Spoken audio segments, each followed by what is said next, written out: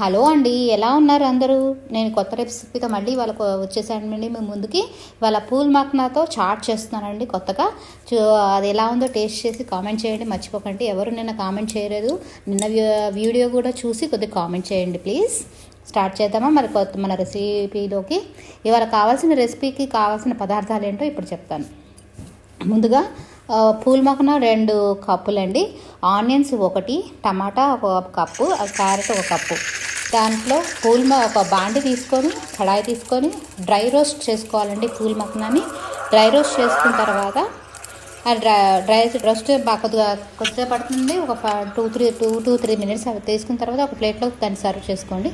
Same ప్యాన్లో కొద్దిగా oil వేసుకొని ఒక 1 స్పూను, దాంట్లో కొంచెం గరం మసాలా, సాల్ట్ అండ్ కొంచెం కారం టేస్ట్కి తగ్గట్టుగా వేసుకొని అది కొంచెం వేయించాలండి. మాడిపోకుండా వేయించాలండి, ఎక్కువగా హైలో పెట్టుకోకూడదు బాండిని. వేయించుకున్న తర్వాత మనం వేయించుకున్న పూల్ పక్కన పెట్టుకున్నాం కదండి ప్లేట్లో, ఆ ప్లేట్లో ఉన్న పూల్ మక్నాన్ని తీసుకొచ్చి ఇందులో వేసేయండి. ఇందులో వేసి కొంచెం బాగా కలపండి.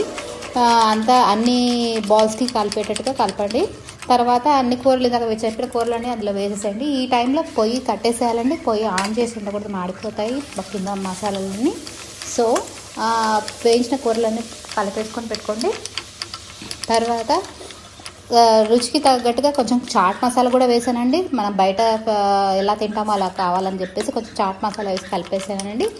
ఈ టైంలో కొద్దిగా మీరు నిమ్మకాయ కన్నా కలుపుకోవచ్చు. నా దగ్గర ప్రజెంట్ నిమ్మకాయ లేదండి, అందుకే కలపలేదు.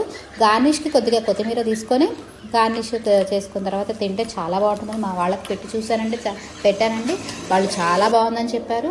హెల్తీకి హెల్తీ, ఇది బోన్స్కి వాటికి కూడా చాలా మంచిదండి.